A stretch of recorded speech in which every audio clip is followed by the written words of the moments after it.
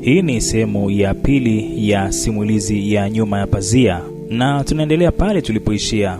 Nilipokumbuka maneno ya mama mkwe, ghafla nilipatwa na hofu. Nikashindwa hata kutembea vizuri. Nikabaki nimesimama tu, huku nikiangalia nyuma, na kimoyomoyo nikajiuliza, nikimbie nirudi nilipotoka au niendelee kuingia tu ndani ya nyumba ile? Na pindi nitakapoingia hakuna kurudi nyuma, na kama nikiamua kutoka, maana yake sintowahi kurudi ndani ya hiyo nyumba. Na je, wazazi wangu wataweza kulipa deni linalowakabili? Na nikajiuliza, nipo kwenye hii ndoa kwa ajili ya mapenzi au matamanio ya wazazi wangu? Mama yake na Jamali anahitaji niwe upande wa kijana wake, na mimi binafsi nahitaji kuona Kasimu anapona majeraha niliyomsababishia. Wakati huo huo, inanibidi nibaki kwenye hii ndoa kutokana na kile ambacho wazazi wa Jamali wamenifanyia. Wao ndo walifadhili masomo yangu. Mwenyezi Mungu, nisaidie. Haya yalikuwa ni mawazo yangu, na kwa sauti ya utulivu Jamali akaniambia, tuingie ndani, sisi ndo tunasubiriwa. Baada ya hapo alinishika mkono na tukaingia wote ndani. Baada ya kuingia, Jamali alianza utambulisho. Akasema, yule ni mke wa kwanza wa baba yangu, Bi Bashra, na yule pale upande wa kulia ni dada yangu Nahida. Anemfuatia pia ni dada yangu Nadra, na yule binti wa miaka 15 alisikilia bakuli ndo mtoto wa nyumba hii, anaitwa Aisha. Wote hawa ni wa muhimu sana kwangu. Tafadhali mke wangu, naomba uwaheshimu. Baada ya utambulisho huo, niliwasalimu wote, na kiukweli walijawa na nyuso za tabasamu kuonesha ya kwamba wamefurahishwa na ujio wangu. Kimoyomoyo nikajiuliza, sasa mbona kama mama mkwe alikuwa ananitisha bure tu? Yaani ndo anataka nimlinde Jamali dhidi ya hawa watu? Mbona wanaonekana hawana shida, tena ni wacheshi na wenye furaha. Mke mkubwa akanikaribisha, karibu kwenye familia yetu binti yangu. Kwa kuwa leo ndo umeungana nasi rasmi, tunamwomba Mwenyezi Mungu atuongezee baraka kwenye familia hii, mali ziongezeke, na ujio wako ndani ya nyumba hii ulete baraka nyingi, ikiwa ni pamoja na watoto, ili nyumba hii izidi kutawaliwa na vicheko. Nahida naye akasema, karibu sana wifi, ujio wako ndani ya nyumba hii tunamwomba Mwenyezi Mungu uambatane na baraka nyingi sana. Na baada ya maneno hayo ya Nahida, mke mkubwa akasema, haya twendeni, baba mwenye nyumba anatusubiri kule. Wote tulifika mpaka kwenye sebule ile ambayo ilinishangaza kwa kweli, kwa jinsi ilivyopambwa, kuanzia kuta zake, fanicha na vingine vingi tu. Kiukweli palivutia sana. Vile kulikuwa na taa mbalimbali ambazo zilinogesha zaidi uzuri wa sebule hiyo. Kulikuwa na TV kubwa kabisa, sambamba na viti vya kisasa ambavyo vilikuwa vimepangwa vyema kweli. Kila kilichopo ndani ya chumba hiki kilikaa mahala pake, na nilijifanya kama sijashangazwa na kile nilichokiona. Hii yote ni ili nisije nikaonekana mimi mshamba kutokana na aina ya familia ambayo nimetokea. Mke mkubwa akasema, Mama Omari, njoo msalimie mke wa shemeji yako. Na baada ya muda mchache alifika mwanamke ambaye alinisalimu na kunikaribisha akiwa na uso wenye tabasamu lenye bashasha, na Nahida akamtambulisha. Baada ya utambulisho, Jamali na mimi tukaenda kwenye chumba alicho baba yake, na baba yake huyo ambaye ni mzee Othman akanikaribisha huku akisema, karibu Ramlat, Mwenyezi Mungu akubariki, wewe ni binti mzuri sana. Nami nikamjibu mzee yule, asante sana kwa ukarimu wako baba, nashukuru kwa yote uliyoitendea familia yangu. Huku akikohoa, mzee Othman akasema, binti yangu, hivyo ni vitu vya kawaida tu. Mimi ninachokuomba, nitunzie vyema huyu mrithi wangu, na naamini siku si nyingi utamzalia vijana wawili wa kiume wazuri kweli. Mzee Othman alizungumza maneno hayo huku akikohoa, na nikamuuliza, baba, uko sawa kweli au tukupeleke hospitali? Jamali naye akasema, baba, hali yako inazidi kuwa mbaya. Hivi unatumia dozi kwa wakati kweli? Mzee Othman naye akasema, niko sawa wanangu, msijali kuhusu mimi, nimezeeka sasa. Jamali, hakikisha kwamba unamtunza huyu binti, umenielewa? Ninyi nyote wawili mnapaswa kuungana ili iwe ngumu kwa watu kuwatenganisha. Hakikisha ya kwamba kwenye ndoa yenu upendo na uaminifu vinatawala. Jamali, wewe ni mwanaume mwenye majukumu sasa. Familia inakuangalia wewe. Hakikisha hakuna mwanamke ndani ya hii nyumba ambaye anatoka kwenda kufanya kazi. Na pia uhakikishe wote unawalipa kila mwisho wa mwezi. Tafadhali Ramlat, nakuomba sana uwe na subira kwa chochote ambacho utakutana nacho ndani ya hii nyumba. Kama unavyojua, wanawake wakiwa wamejaa ndani ya nyumba, basi ni lazima kutakuwa na matatizo. Kwa hiyo nakuomba uwe ni mke ambaye umechagua kuwa na Jamali, kwa sababu sisi tunakuamini na familia yako sio watu wenye tamaa. Ndoa yenu na ibarikiwe. Hayo yalikuwa ni maneno ya mzee Othman, na nikamuuliza, baba, kwa nini unasema hivyo? Akaniambia, binti yangu, hata usiogope, nitakuwa sawa tu. Naamini muda wako ndani ya hii familia utatuletea amani na kheri nyingi kweli. Jamali, hebu mchukue mkeo mpeleke chumbani akapumzike. Safari ilikuwa ndefu sana, bila shaka amechoka huyu. Baada ya mzee Othman kuzungumza hivyo, alilala kitandani. Baada ya hapo, mimi na Jamali tuliingia chumbani kwetu tukijiandaa kwa ajili ya usiku wetu wa kwanza kama wanandoa. Nikamuuliza Jamali, kwa hiyo ndo tutalala wote hapa? Kwa mshangao, Jamali akasema, ndiyo, kwani sisi si wanandoa? Kwa hasira na mimi nikamwambia, kwani huwezi kwenda kulala kwenye chumba kingine? Kwa nini mimi na wewe tulale kwenye kitanda kimoja? Inakera bana. Huku akiwa anatabasamu, Jamali akasema, hamna shida, utazoea tu, na ninakuhakikishia kwamba utazoea kiasi cha kutotaka kabisa kubanduka kando yangu. Nitatumia mapenzi yangu na kukujali kwa kila namna mpaka nifanikiwe kupata nafasi ndani ya moyo wako. Kwa dharau nikamjibu, kwani nani anahitaji hilo tabasamu lako bandia? Kijana, acha kuzunguka mbuyu. Baada ya kuzungumza hivyo, Jamali akasema, sawa basi, nenda kamwambia baba yangu kuwa hunipendi. Na mimi nikasema, unafanya utani na mimi? Jamali alisogea karibu yangu, na nilipojaribu kurudi nyuma, alinishika kiuno, kisha akaninong'oneza kwenye sikio langu, wewe ni malkia wangu na unapaswa kumheshimu mfalme wako. Una kazi kubwa sana ya kufanya ndani ya himaya yangu na kutaka wewe. Kwa sauti ya mnong'ono, Jamali alisema maneno hayo, na mimi nikamsukuma. Kisha nikamwambia, ukithubutu kunigusa tena, nitaung'ata mkono wako. Wewe mfalme uchwara wewe, kuwa makini. Baada ya maneno hayo, Jamali alinikabidhi simu na akaniambia, chukua simu yako mpya hii. Namba yangu nimeshaisevu hapo na emoji ya makopakopa. Unaweza ukanipigia muda wowote. Baada ya kusema hivyo, alitoka nje. Nikamuuliza, unakwenda wapi? Na Jamali akasema, tayari umeshaanza kunipenda sio? Hivi ndivyo mke mwema anapaswa kuwa. Asante mke wangu. Kuna kikao cha kibiashara napaswa kuhudhuria ili nikamwakilisha baba yangu. Nadhani wewe mwenyewe umemuona. Hali yake ya kiafya sio nzuri kabisa. Na mimi nikamwambia, hata sijali ni wapi unakwenda, lakini kwa kuwa ni kuhusu baba yako, basi Mwenyezi Mungu akutangulie na akulinde.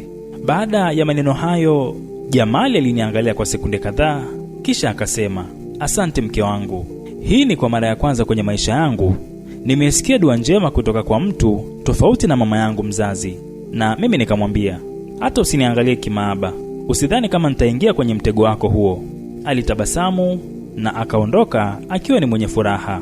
Safari ya mimi kama mke ndani ya nyumba hiyo ikawa imeanza rasmi, na jukumu langu ni kuhakikisha kila siku namuombea na vile vile kuhakikisha anaondoka ndani ya nyumba hii akiwa na furaha. Sasa nitalala mwenyewe kwenye chumba kikubwa hivi? Vipi kama nikitokewa na mzimu usiku? Nilianza kupata mawazo ya kutisha, na ghafla nikarukia kitandani, kisha nikajifunika uso wangu na mto. Siku iliyofuata baada ya swala ya alfajiri, ilibidi nirudi kitandani kwa sababu hakukuwa na kazi ya kufanya. Wafanyakazi walikuwa ni wengi ndani ya nyumba ile. Hata hivyo, nilikuwa naona aibu kutoka nje kwa kuwa mume wangu alikuwa bado hajarudi kutoka kwenye hicho kikao. Nahida aligonga mlango na nikaufungua. Kisha alitabasamu na kusema, za asubuhi wifi, usiku wako ulikuwaje? Njoo basi uungane na sisi tunywe chai. Nikamwambia, usiku wangu ulikuwa mzuri sana, asante, muda si mrefu tutakuwa wote hapo. Baada ya kumjibu hivyo, Nahida aliondoka na mimi nikajiandaa, kisha nikaenda kuungana nao. Nilipofika pale sebleni, nilikuta familia nzima isipokuwa Jamali. Nikawasalimu wote, Na mke mkubwa akasema, usiku wako ulikuwaje kipenzi? Kabla sijajibu, mzee Othman naye akanisalimu, habari ya asubuhi binti yangu, keti hapo upate kifungua kinywa. Baada ya kuzungumza hivyo, mzee Othman alianza kukohoa, na kwa wakati huu hali ilikuwa mbaya kweli kweli, kwa sababu alikuwa anakohoa damu. Nilienda mpaka pale alipo, huku nikiwa mwenye hofu. Nikasema, baba, hali yako inazidi kuwa mbaya, kwa nini tusikupeleke hospitali? Mzee Othman alitabasamu na akasema, niko sawa binti yangu, keti na upate kifungua kinywa. Kilichonishangaza ni kwamba hakuna aliyezungumza kuhusu afya ya mzee Othman. Niliwaangalia wote na kila mmoja alikuwa bize kujipatia chakula, ni kama walikuwa wanampuuza hivi. Basi na mimi niliketi nikaanza kupata kifungua kinywa, na ndipo Nadra akazungumza. Wifi, bila shaka mama mkwe amekwambia kuhusu tabia ya kijana wake.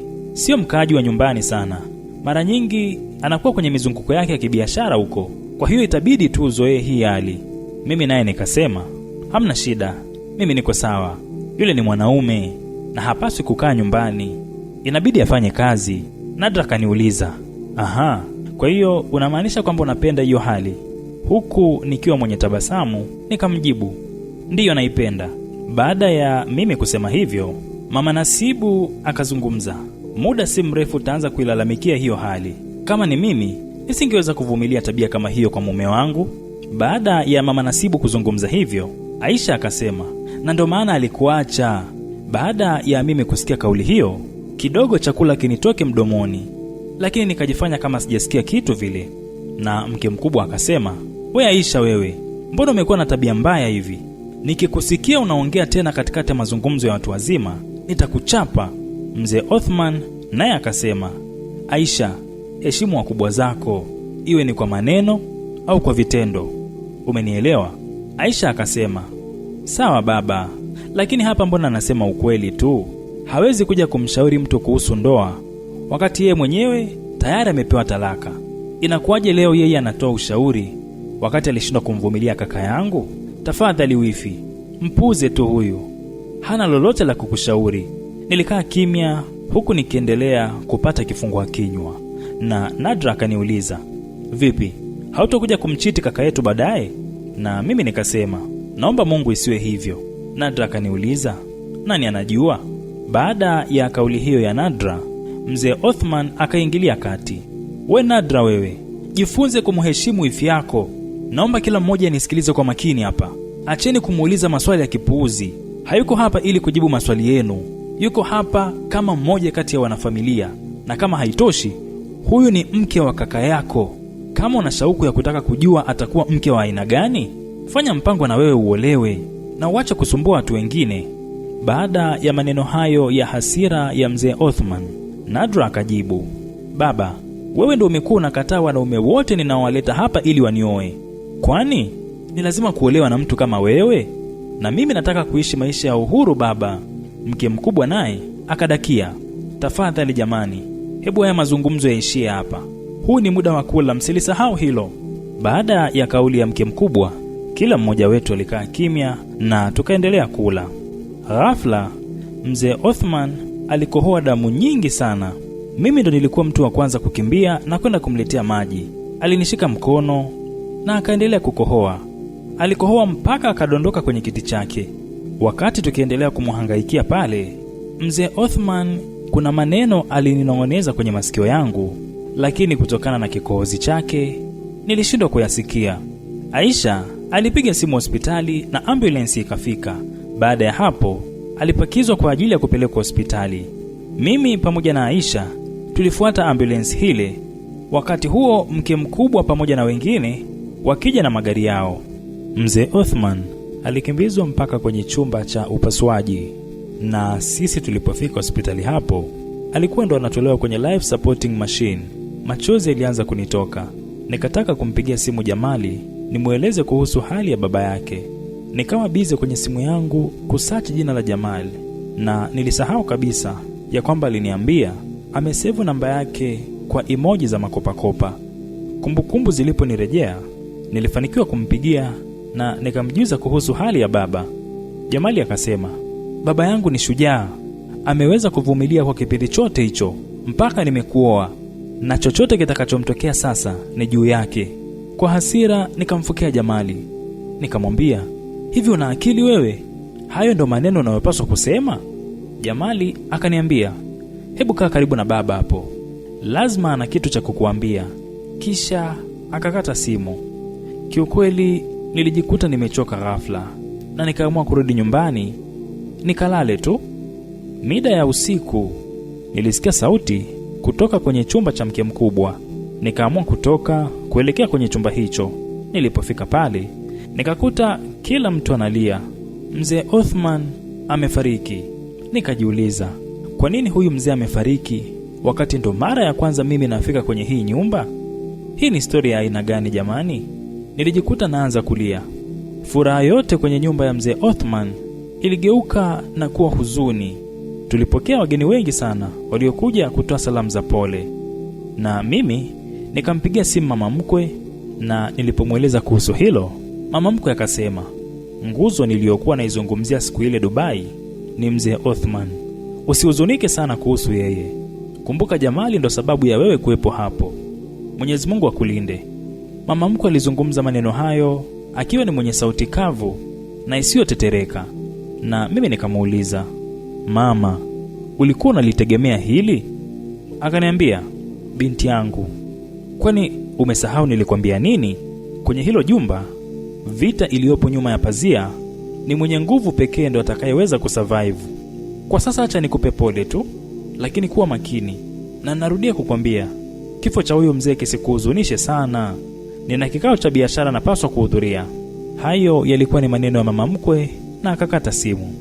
Siku iliyofuata, daktari alileta ripoti ya kifo cha mzee Othman, na ripoti ile ilionyesha ya kwamba mzee Othman aliuawa kwa sumu. Taarifa ile ilimshtua kila mmoja ndani ya jumba lile, na mke mkubwa akauliza, unamaanisha ya kwamba mume wangu ameuawa kwa sumu? Daktari akasema, ndiyo mama, na sumu yenyewe ilikuwa inamuua taratibu. Kwanza inakaa kwenye damu kwa muda mrefu na inaanza kusambaa mpaka kwenye moyo, na hii ndiyo sababu mzee Othman alikuwa akikohoa damu. Mmoja kati ya mapolisi waliokuwa wameambatana na dokta huyo akasema, kuna mtu ndani ya nyumba hii amemuua mzee Othman, na sisi kama polisi tutaanza uchunguzi wetu mara moja, na tutaanzia jikoni kwa wapishi. Na Hida akauliza, huyo muuaji ni nani? Binafsi nikabaki najiuliza mwenyewe, je, muuaji anaweza kuwa ni mama mkwe wangu ambaye mpaka sasa hajafika msibani na hana huo mpango? Au anaweza kuwa ni Jamali ambaye mpaka muda huu na yeye hayupo kwenye msiba wa babake mzazi? Au pengine ni wazazi wangu ambao walikuja mara moja tu, tena wakionyesha kutokuguswa kabisa na kifo cha mzee huyu? Au atakuwa ni mke mkubwa? Vipi kuhusu mawifi zangu na wafanyakazi? Je, nani hasa ni muuaji?